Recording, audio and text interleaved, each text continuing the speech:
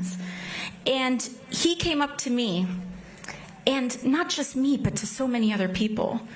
And he specifically wanted to hand women the gavels and the chairmanships of all the subcommittees of the Natural Resources Committee. And, you know, maybe people not from Arizona and from far other places may not know who Raul was. I know that you all knew who Raul was. And he never would, you know, put out a press statement and say, oh, look at all these women. No, he just did it. And because he knew it was the right thing to do. And as a Latina and as a Boricua, too. He was Puerto Rico en la casa siempre, ¿no?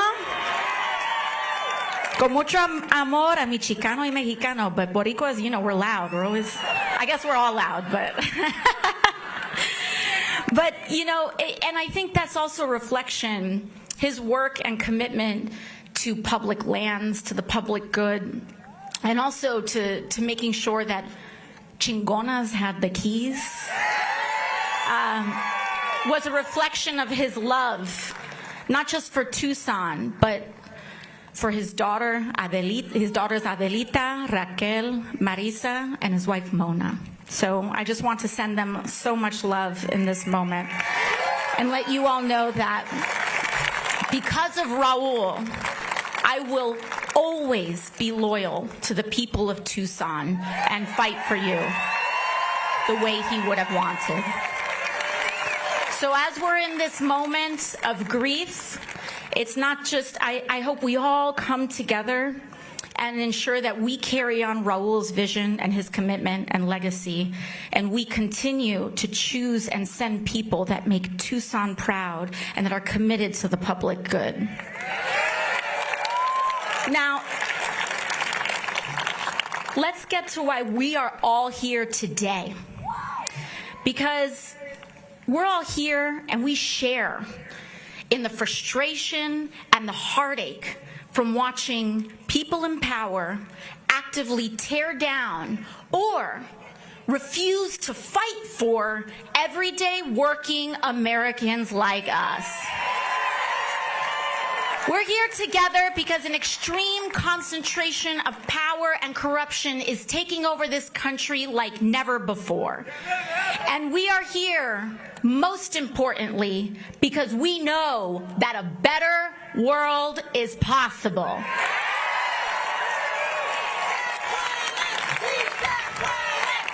Se puede. But to get there, we need to be honest about where we are, Tucson, because we are witnessing an oligarchy in America.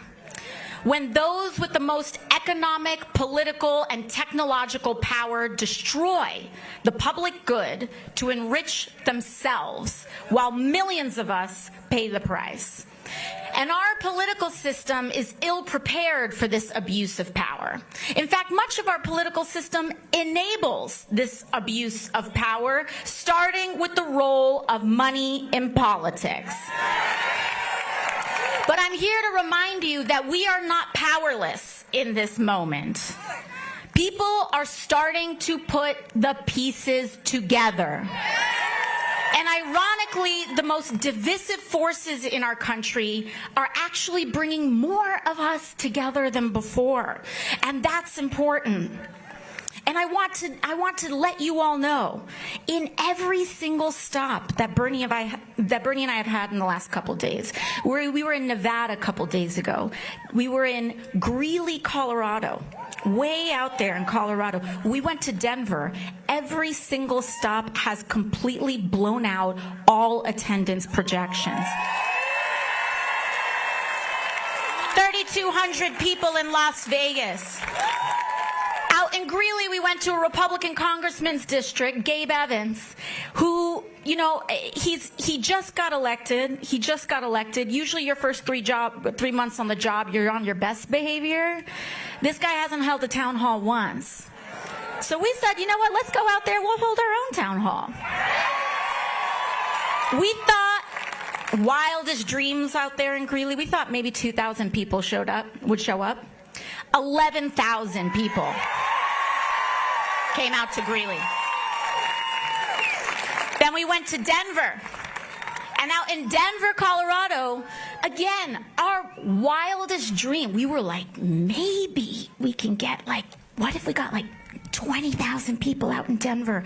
Last night, 34,000 people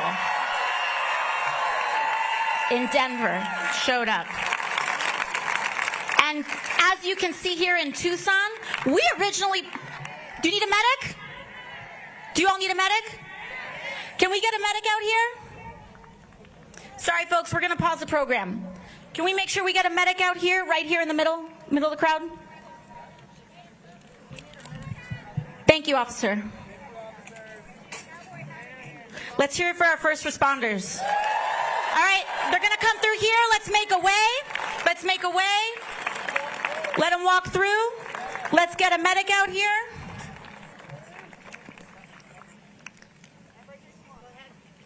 Thank you all so much for making this easy and working together.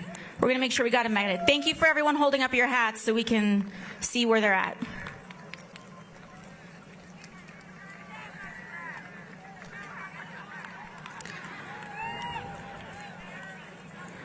All right.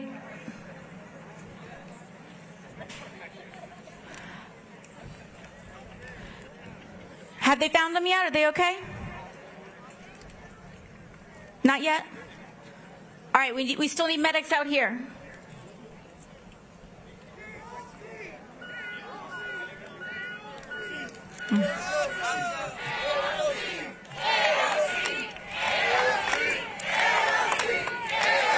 Thank you. Do we have medics out here? Sorry, y'all, we just want to make sure they got their help. Are they good? Thank you. Thank you, everyone. Thank you so much. And that kind of coming together and caring for one another is what this is all about. So thank you all for your patience as we pause and stop. Thank you. Now, again, I want to remind you all here that we're not powerless in this moment. But we need to take stock of what is happening, because one of our best first steps is awareness. We need to say and call out what is happening so that we can educate others and talk to others about what's happening right now. Because the same billionaires who are taking a wrecking ball to our country derive their power from dividing working people apart. They specialize in getting us to turn on one another. And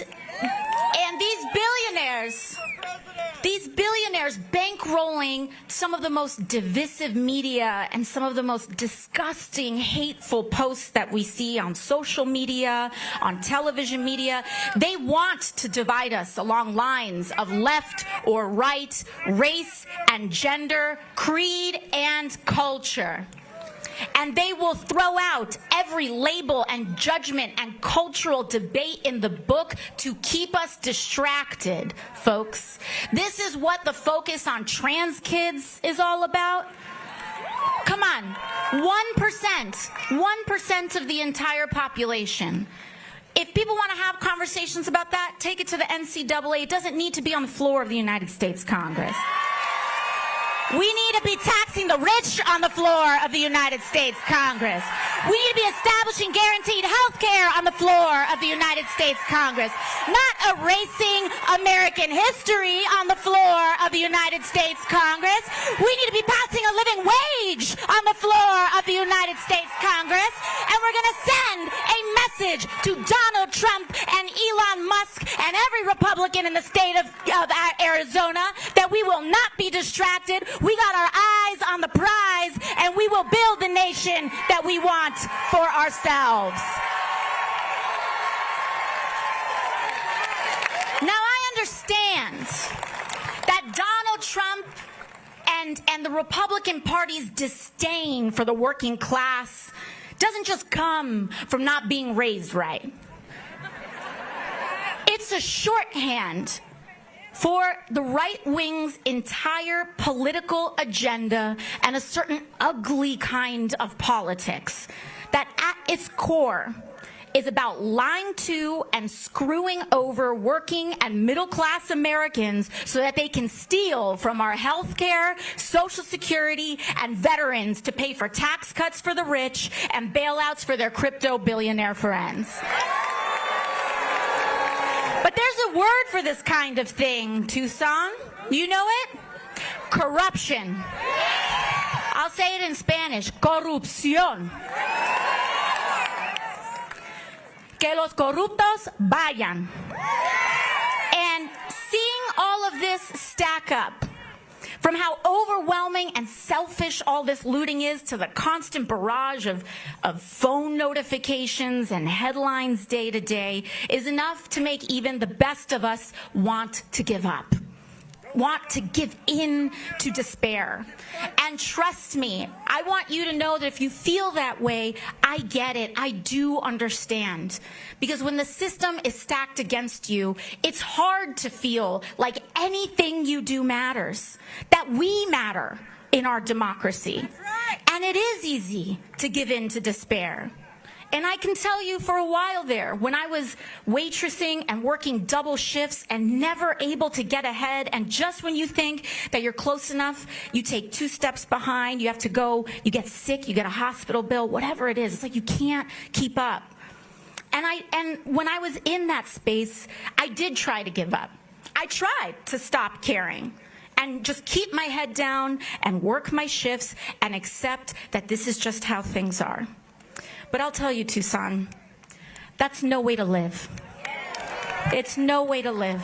And we do not have to live like this. And in fact, we cannot live like this anymore. And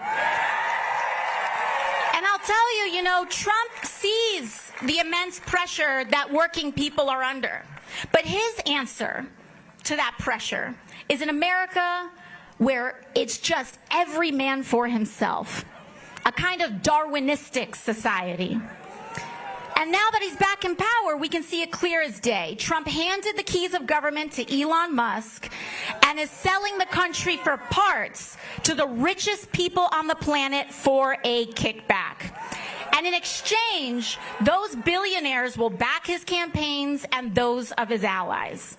And if you don't believe me, just look at what Elon Musk said the other week, that he would volunteer to bankroll campaigns for House members who voted to impeach even right-wing Supreme Court members who don't totally agree and don't vote with him lockstep on every case. But the clever thing is that what Republicans do is that they try to make working people like you and me feel like we're just one step outside of that club. That if we just work a little bit harder, maybe we'll be a billionaire too. Except those kinds of spoils aren't earned, Tucson. They're stolen. They're stolen. And all you need to do is look at what Republicans are doing to our health care, our veterans benefits, and Social Security. They are slashing these programs that we have spent a lifetime paying into, not them, because they don't even pay their fair share of taxes. And mind you, even if you aren't on Medicaid or Medicare, this raises your private health insurance costs too. And every single Republican in Arizona voted to cut Medicaid. Not an accusation, it was their vote. Because you see, these budgets aren't just fights about numbers. They are fights over our values that define us as a country. Because Medicaid, Medicare, and Social Security were promises that we as a people have made to each other about who we want to be and the kind of nation we want to become. A nation that cares for its elders, that values people with disabilities, that thinks kids with disabilities should have access to special education.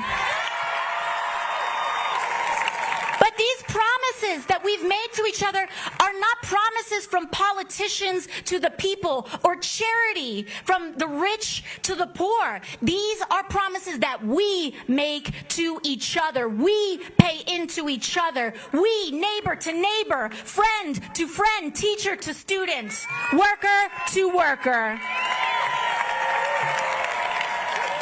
to me, Tucson, the strength of our country is not just measured by the height of our best days. It's about who and what's there for you on your worst day. And that's why I'm here with you today. Because let me share with you exactly what I mean. What these folks want to call radical, I believe, is common sense. I think that in the wealthiest nation in the history of the world, if a person gets sick, they shouldn't go bankrupt.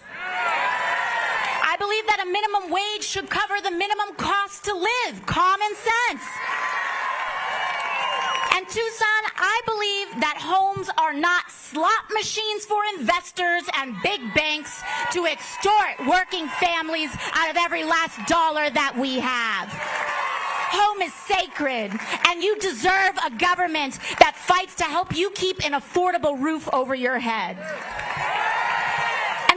I believe that our elected officials should take on abuse of corporate power everywhere that we find it.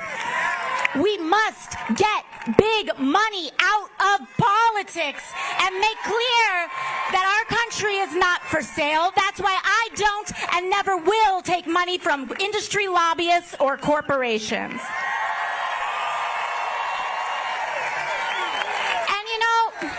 Some folks, maybe some local members of Congress out here or some pundits on television might have you believe that these American values are something out of the Communist Manifesto. And that we believe these things because we went to some fancy school and read them in a book somewhere. But I can tell you, we don't believe in healthcare, labor, and human dignity because we're extremists.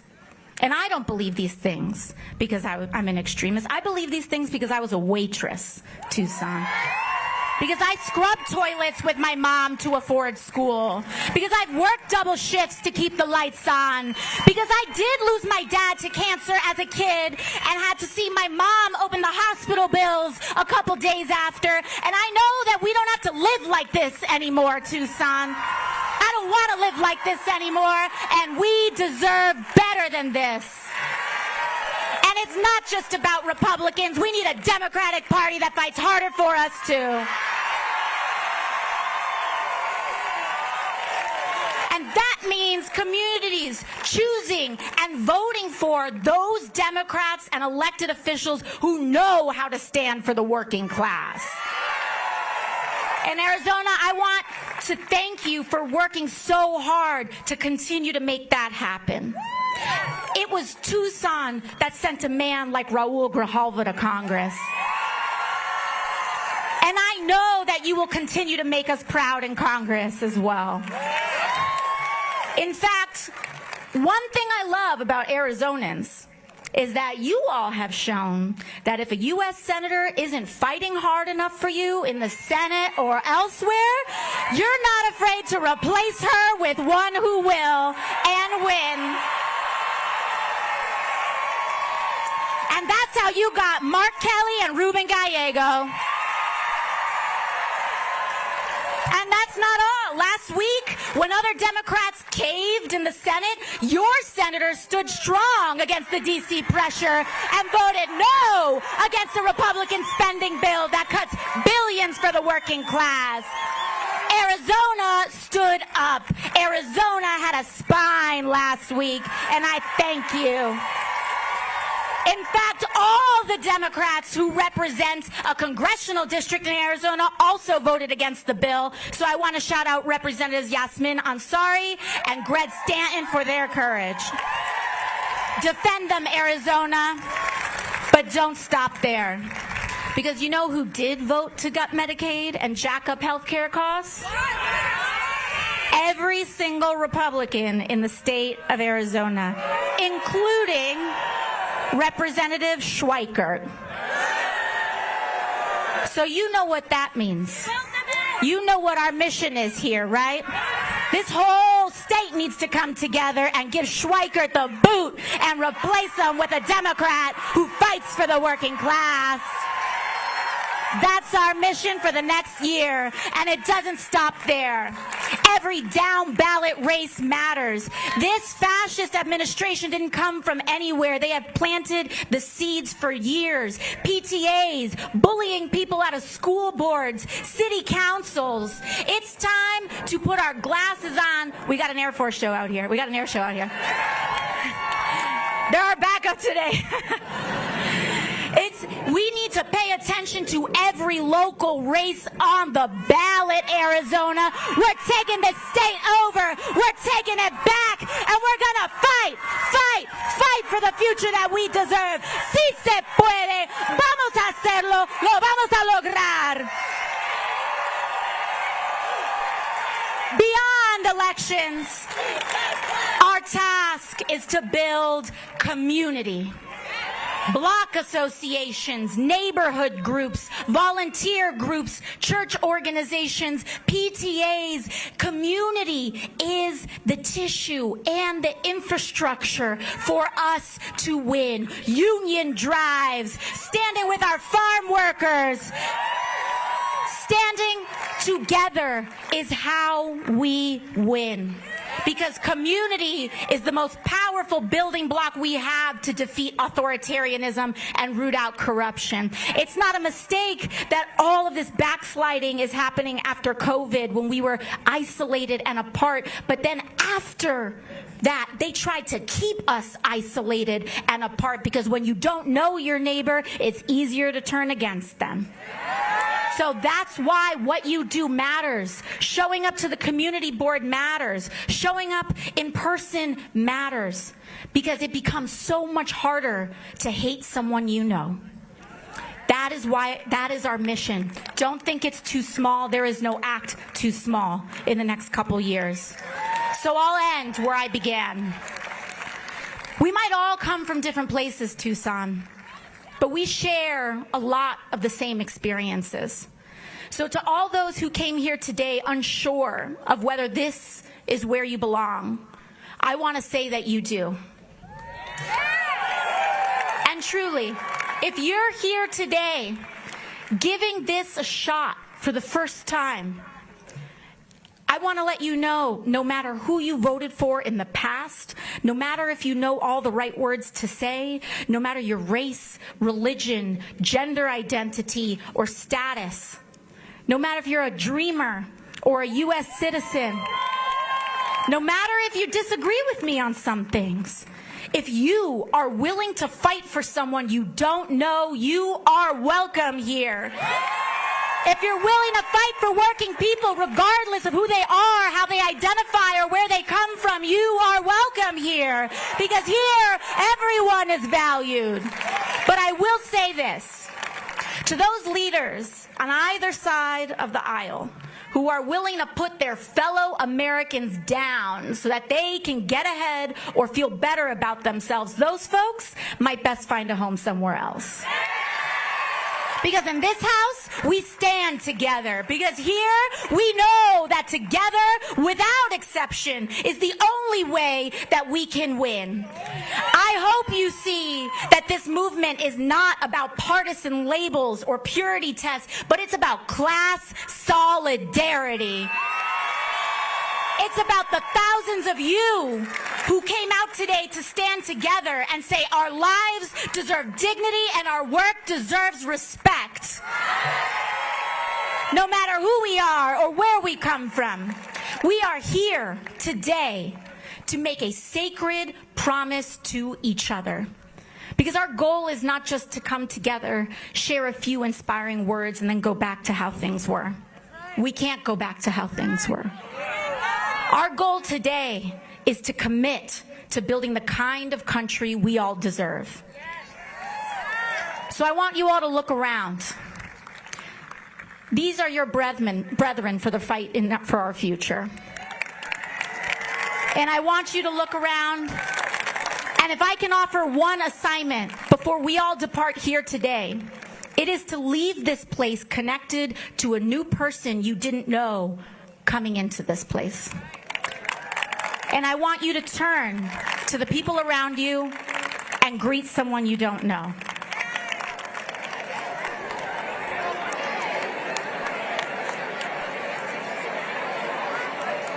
This is my favorite part.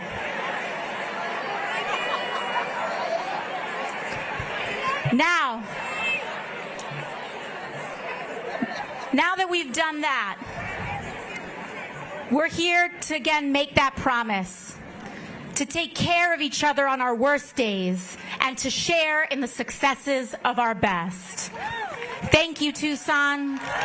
It's my honor today to introduce someone who has spent his life bringing us together. Someone who...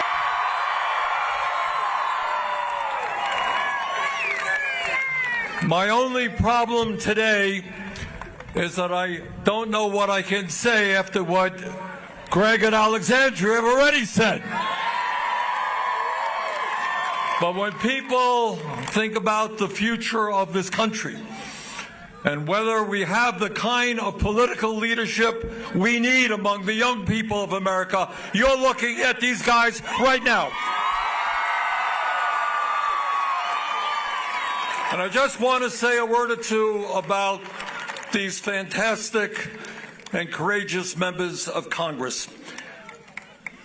When Alexandria was a kid, she cleaned houses with her mom in order to earn money to pay the family bills. And after she graduated college, she worked as a barista, struggling every day to pay the rent. But she looked around her and she said, there is something fundamentally wrong in a world where so few have so much and so many have so little. So she did something rather extraordinary. Never held political office, tending bar. She said, you know what, I'm going to run for Congress.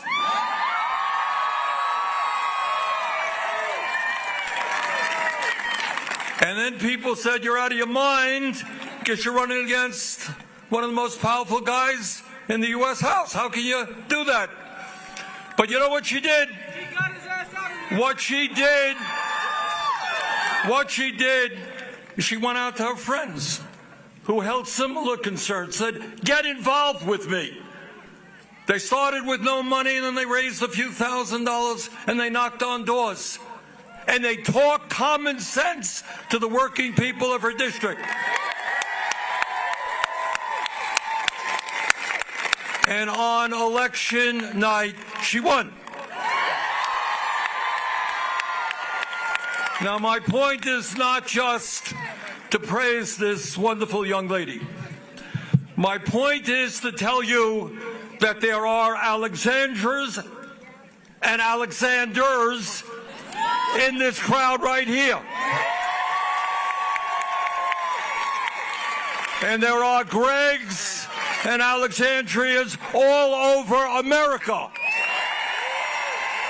There are young people who love America, who want to see better for our country, who are smart, who are disciplined, who are prepared to roll up their sleeves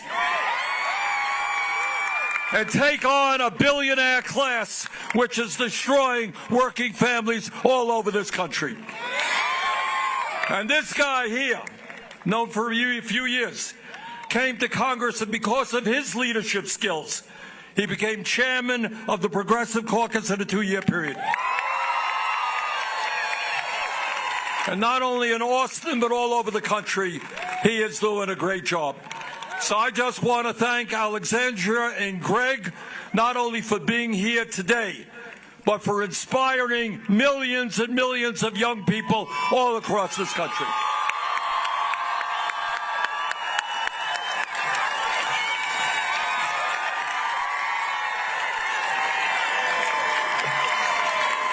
And I want to just say a brief word about our friend Raul Grijalva. I was here in Tucson a number of years ago when I was running for president.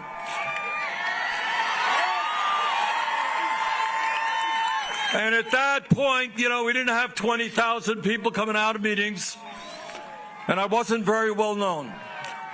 And what Raul did He said, I like what Bernie was saying. Just talking to Alita a few moments ago. And he said, Bernie is speaking what has to be said. And he had the guts to come out and endorse me and take on the whole Democratic establishment.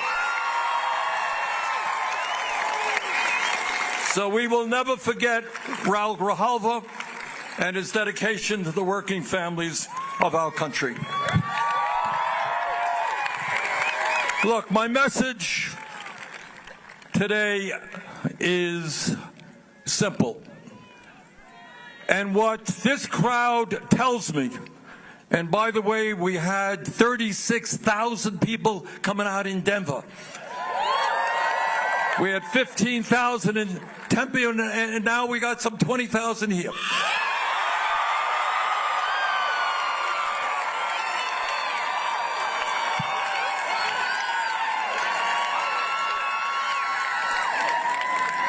And what it tells me is that the American people will not allow Donald Trump to create an oligarchy in America. They will not allow Donald Trump to create an authoritarian society. They will not allow the billionaire class to cut Social Security, Medicare, Medicaid, veterans programs, Title I funding, which will impact that school profoundly. We're not going to let them decimate the programs that the working class of this country needs in order to give more tax breaks to billionaires.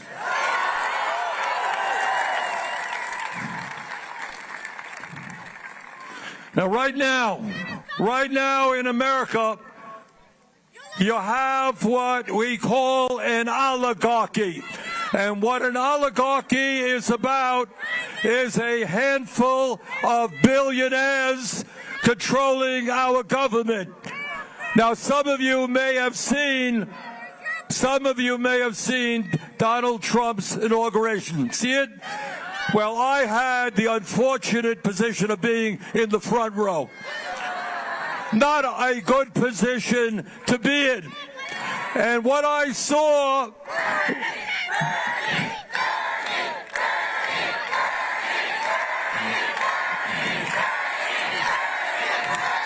Okay. And what I saw in front of me, right behind Donald Trump, were the three wealthiest people in America. Mr. Musk, Mr. Bezos, and Mr. Zuckerberg. But that's not all. Right behind them, there were 13 other multi-billionaires who Trump had nominated to head major government agencies. Now, some of you may remember what Abraham Lincoln said at Gettysburg. Remember what he said? Here you had a situation where thousands of soldiers died trying to end slavery. And a few days later, he looks out on the battlefield where people had died and been wounded. And he said, you know what? We have a vision of a country where we're going to have a government of the people, by the people, for the people.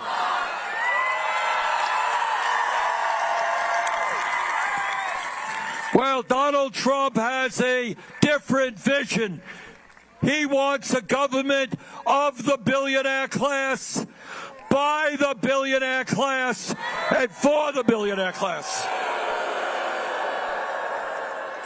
So let me tell you something now that you don't see much on corporate television and you don't hear discussed on the halls of Congress. In fact, I'm going to do something very radical. You ready? I'm going to tell you the truth. And the truth is that right now in America, the people on top have never, ever in the history of our country had it so good. A huge explosion of billionaires, These guys literally don't know what to do with their money. They buy one mansion, two mansions, not enough. They got 5 mansions. They want to get around. They own their own jet planes. They own their own helicopters, send their kids to the best private schools, the best colleges, go on vacation. They don't go to Motel 6. They own their own islands. And just for kicks, the very rich decide to take a trip to outer space on their own spaceships. Today in America, we got more income and wealth inequality than we've ever had in the history of America. Today you got 3 people on top, Musk, Bezos, Zuckerberg, owning more wealth than the bottom half of America, 170 million Americans. Does that make sense to anybody? You got the top 1% owning more wealth than the bottom 90%. While workers are struggling, CEOs now make 300 times more than their average worker. So that is one world, one America. People on top, more money than they could spend in 1,000 lifetimes. But then there's another America, and that's the America that you know. That's the America where in the richest country on earth, 60% of our people are living paycheck to paycheck. You all know what living paycheck to paycheck is about? I grew up in a family that lived paycheck to paycheck in a rent-controlled apartment, and I know what lack of money did to my family and the stresses that it caused. Right now in America, you have hundreds and hundreds of thousands of people working for starvation wages. In America today, if you can believe it, 60,000 people die each year because they don't get to a doctor when they should. So we got massive income and wealth inequality. We have more concentration of ownership in the economy, handful of giant corporations owning sector after sector, 3 Wall Street firms combined being the major stockholders in 95% of American corporations. But meanwhile, we have the highest rate of childhood poverty of almost any major country on earth. Over 20% of our seniors are trying to get by on $15,000 a year or less. We got kids in this school and schools all over America who come to school hungry because their parents can't afford to buy the food they need. So brothers and sisters, this is where we are right now. People on top, enormous wealth, enormous power. And what their power is about, not just that they control the economy, they control the political system as well. Now, I don't care if you're a conservative Republican or a progressive. Does anybody think it makes sense that we have a campaign finance system where one man, Musk, can put $270 million to get Trump elected, and then his reward is that he becomes the most powerful person in government? That is not democracy, that is oligarchy. But it's not just Republicans. You got billionaire Democrats who are telling candidates, don't stand up for the working class. So we've got a corrupt campaign finance system. We got to get rid of this terrible Citizens United Supreme Court decisions. Everybody in America, every eligible voter has the right to one vote. Billionaires do not have the right to buy elections.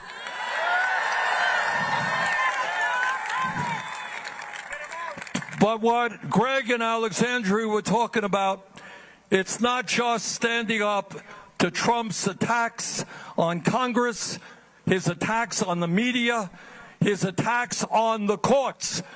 You know, some of you studied American history remember that the founding fathers of this country were no dummies.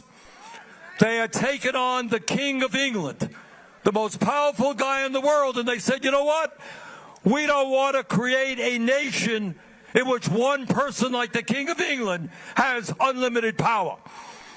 So they created a constitution with separations of powers. You got an executive branch, the president, a legislative branch, the Congress, judicial branch, our courts. And that is the model that people all over the world have looked at. We don't want a king in the United States. We overthrew a king. We want a vibrant democracy, not all power resting in the hands of one person. It is outrageous that this guy sues media, sues ABC, CBS, Meta, threatening to investigate NPR, PBS. You know why?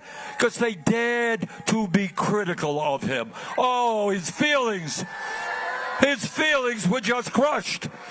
He wants everybody to bow down. Oh, you're great, you're terrific. Hey, Mr. President, if you can't take criticism, get out of politics.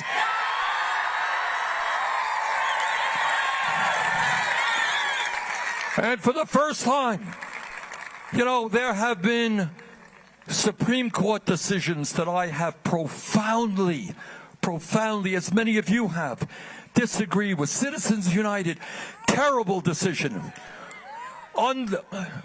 Undermining Roe v. Wade, terrible decision. But you know, we believe in the rule of law. And right now, what Trump is doing is a judge stands up and says, hey, you can't do that. That's unconstitutional. And now they are threatening to impeach that judge. You know, I was a few years ago chairman of the U.S. Senate Committee on Veterans Affairs. And in that position, I got to meet veterans not only in Vermont, but all over this country. And I have a profound... We got any veterans in the audience today? These are the men and women who put their lives on the line to defend us and defend American democracy. And we're not going to let Trump undermine 250 years of this country being an example to the world of what democracy is supposed to be. But what Trump is doing is not only horrific domestic policies. You don't take food away from hungry children to give tax breaks to billionaires. There is no world, there is no universe, there is no religion where that is not grossly immoral. But it is not just domestic affairs. For the first time in the history of our country, we got a president allying himself with a ruthless dictator in Russia. Mr. President, it was not Ukraine that started that war. It was Russia that started the war. We don't want a murdering dictator as an ally. We believe in democracy.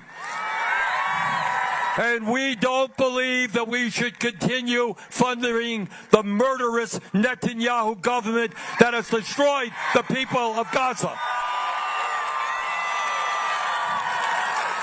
45,000 people are dead there. 100,000+ are wounded, mostly women and children. Netanyahu government should not get another nickel of military weaponry from the United States.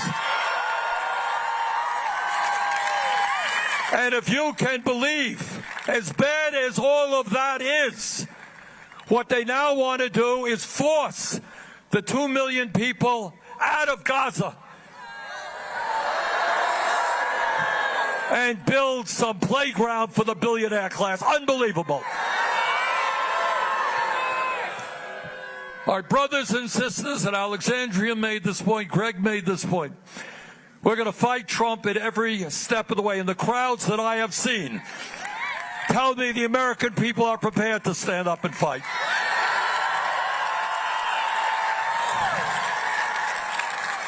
But it's not only opposing Trump. What is very important, absolutely important, is for us never to forget we are today the wealthiest nation in the history of the world. There is no excuse for 800,000 people to be sleeping out on the streets. There is no excuse for 20 million people, including people right here, paying 40 or 50% of their limited incomes for housing. This is America. We can build 4 million units of low-income and affordable housing. We can lower rents. This is America. We should not be the only major nation on earth not to guarantee health care to all people as a human right. The function of a healthcare system is not to make billions in profits for the drug companies and the insurance companies. It is to provide quality care to all. We can do it. We do not have to pay 10 times more for prescription drugs than do the people in other countries. We can take on the greed of the pharmaceutical industry, cut prescription drug prices in half.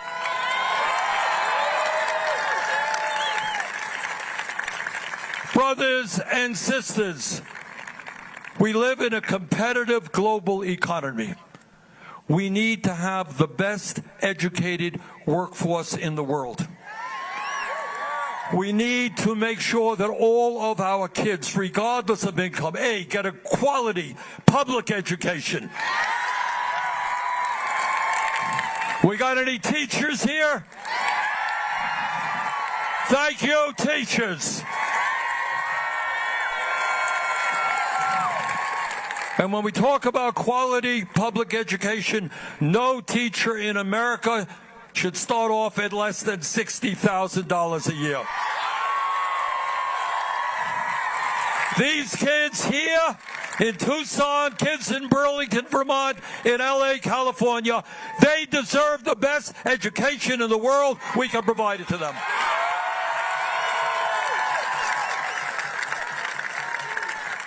And we can and should make sure that when kids want a higher education, whether it's college, whether it's trade school, we need desperately doctors and nurses, mental health counselors, dentists.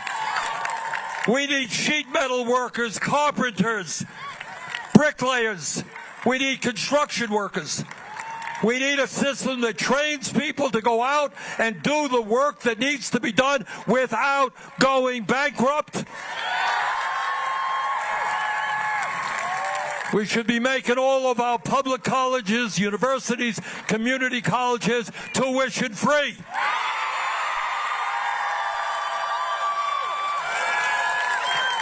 And when somebody says, well, Bernie, it's a good idea, how are you going to pay for it? I'll tell you how. We're not going to give tax breaks to billionaires. We're going to ask them to start paying their fair share of taxes.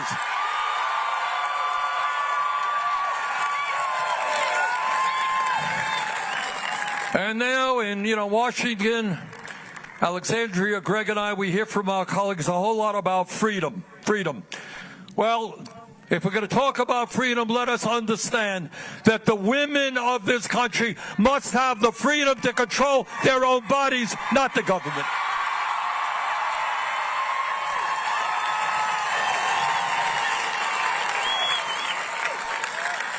So, brothers and sisters, we're going to fight Trump every step of the way.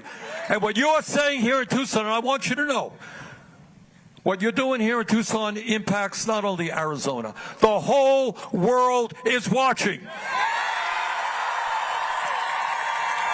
And what people all across this country are saying, do we have the guts to stand up to Trumpism and oligarchy and authoritarianism? We say yes. So the task is not easy. Believe me, I know that. Let's be clear. The oligarchs have unlimited amounts of money.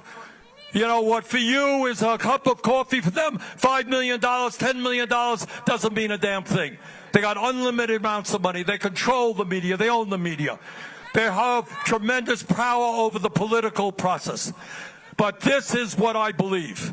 In every way, not just running for office, that's important. We need great candidates here to stand up for the working class and all across this country. It means that we have got to build the trade union movement. Do we have union members here? Thank you. We're going to make it easier, not harder, for workers to join unions. It means joining all kinds of organizations, making sure your schools are top-notch, your health care is top-notch. So we need you to go outside of the comfort zone you had yesterday. Yesterday you stood and you watched. We don't need you watching anymore. We need you involved in the process in every step of the way. So brothers and sisters, I don't have a PhD in mathematics. In fact, I did pretty poorly in school in math. But this I do know, that at the end of the day, 99% is a hell of a bigger number than 1%. They have the wealth. They got all the money in the world. They got the power. They got the media. But you know what we have that they don't have? We got 20,000 people here in Tucson. And we got hundreds of millions of people all across the